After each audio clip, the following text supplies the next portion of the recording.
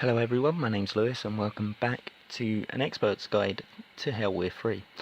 Last video I went into the game modes of which are available on the server, and now I'm going to tackle our first skill, Dungeoneering. Now of course, Dungeoneering is something many don't consider a skill, and that's completely understandable, and on this server it's actually found inside the minigames tab. To access the skill, you must go to the task system, select minigames and go to page 2. Here you'll find two options, Old Dungeoneering and New Dungeoneering. For the sake of this guide, we'll focus only on the New Dungeoneering, as that's where it is the most refined experience.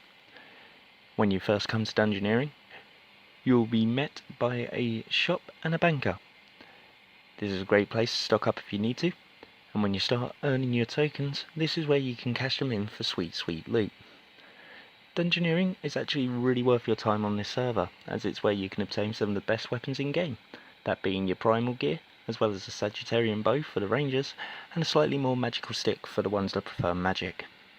Of course, you can also obtain your chaotics from this skill too, making the grind from 80 to 99 a hell of a lot easier. As Dungeoneering is in the live game and considered an elite skill, this game also takes that to mind, making the maximum level in this skill 120. The skill's very easy to grasp on here, as it all focuses on the killing part of the skill. So all you need to do is beat up the monsters and gain XP as well as tokens. While the experience rates are locked depending on the monsters, you can get a random amount of tokens for each kill, ranging between a specific set of numbers depending on the monster that you are slaying. In the first room, you're going to find rats. Rats are your level 1 Dungeoneering monster, and they will be the easiest to kill. They have 120 hit points, so they don't take too long to go down whatsoever. In order to progress into the next room, you will need a 15 kill count on them, as well as 10 Dungeoneering in order to proceed. Once you do so, click on the barrier taking you through to the spider room. Just a quick note here, if you spam click the barrier and end up going through the barrier again, you will have to get the kill count once more. Spiders, much like the rats, are relatively simple too. They have 240 hit points and can be taken down with relative ease. Every level in this minigame will require a 15 kill count, as well as another 10 Dungeoneering levels on top. So in order to enter the next room with skeletons, kill 15 spiders and obtain 20 Dungeoneering. Even on an expert mode account, this should be a relatively easy experience. I just want to take a moment here to say that while I've called this an expert's guide, you can actually use this guide in any game mode you want. Everything applies to the game modes that you can play, and nothing is solely based on the expert game mode, apart from personal experiences as well as how long you may potentially spend in a room before being able to move on. One specific room in here took me a stupid amount of kills to move from, and we'll explain further in the guide. Anyway, let's get back to it. 20 Dungeoneering allows you to access the skeleton room. These monsters once again double in hit points, so they have 480 to deal with. Judging on gear, they shouldn't be too difficult to get through. As mentioned before, 15 kills and an extra 10 levels for the next room. The room on from the skeletons will contain armoured zombies, and this is where the hit point formula begins to change. Instead of doubling like they have so far, the hit points this time go up to 850. These monsters also have a slightly higher defense than the room before, so you may find yourself having a bit more of a difficult time this time around. If you've geared up like I am in the video, then you shouldn't have too much hassle. The HP formula might have changed, but kill count and level requirement do not.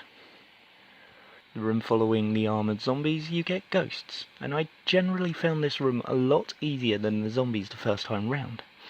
They have really low defense, it would seem, and have 1000 HP to deal with. If you're going to tackle this minigame with Prayer 2, it's melee all the way up until this room. Here, switch to magic. Ghosts should give you absolutely no hassle, and you should be able to fly through the 15 kill count here with ease. If you're playing on expert like I am, this was the point where it was starting to require more than 15 kills to get the requirements to the next room. So stay here until you hit next level cap. The next room is Earth Warriors, and this is where I would highly recommend getting prayer for protections. These monsters have a tendency to give you a bit of a roughing up. They have a decent defense, making hitting them a little harder than the armored zombies, and they have around 1200 HP. While it's only a 200 increase over the ghosts, the defense make up for it. Also, if you are praying, here you want to switch back to melee. As you can probably guess, 15 kills and 10 levels to progress, but on expert, you're looking a few more than that. The room that follows the Earth Warriors are the Ice Fiends. These are going to need Protect range, so if you already have Protect melee, there should be no issues here. They have 1400 HP, another 200 increase, and once again these are harder than the monster before. The unique thing about these, as well as the armoured zombies and the monster in the next room, is that they actually have drops coded in too, so you have the potential to obtain some items, although none of them are very good admittedly. You'll be getting around 500 to 850 tokens per kill around this point, which is really nice depending on what you're going for. No surprise to this one, 15 kills, another 10 levels. Ice Warriors next, and would you believe it? You need melee prey again. At this point, you need to keep it on melee from here on in, no changes on prey needed. Another unbelievable thing? They increased their HP by 200 over Ice Fiends. That's right, you need to deal 1600 damage to these to finish them off. They have slightly higher defense again, meaning it's a little harder to hit, but if you're protecting melee and have decent equipment, you once again shouldn't have a problem. 15 kills, 10 levels, and you can move on. This is another room where your amount of kills on expert will be a lot higher than 15.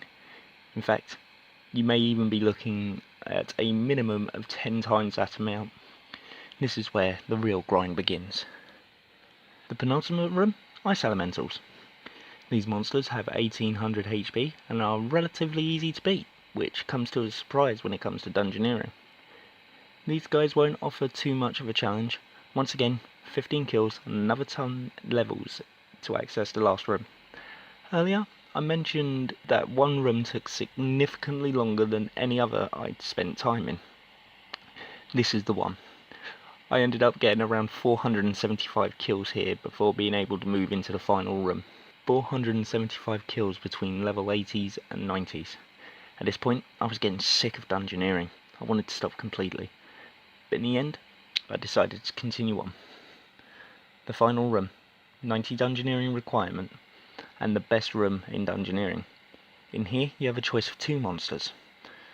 The most common one in here, the skeletal minions. The uncommon monster, skeletal warrior. Minions are what you'll focus most of your time on, but if the warrior appears, don't hesitate to kill it. Think of this as your boss of Dungeoneering. The warrior gives you anywhere between 1000 and 5000 tokens, and gives a massive experience drop. Take it on every time you possibly can, and you'll need to stay into this room for either 120 or 99, and that will bring you to the end of Dungeoneering on this server. That's it for the guide. Here I'm going to list off a bit of information of which you may find handy. First, the Bone Crusher, 34,000 tokens, as well as the Dungeoneering and prayer requirement. Well worth picking up, as it makes prayer a little easier. If you do decide to pick these up, whatever you do, do not wear them. You will lose it completely. Chaotix all require 200,000 tokens, as well as 80 attack, range and magic, depending on the weapon type you want, as well as an 80 Dungeoneering requirement. These are fantastic weapons, but not as good as the next set. Primal. These weapons are absolutely fantastic, but one hell of a grind. All main hand weapons are 1 million tokens, and if you're going for the melee stuff with offhands too, you're looking at an extra 1.2 million on top. So in total it's 2.2 million in order to get a complete set. Trust me though, well worth grinding for. Right, that's about it for this one.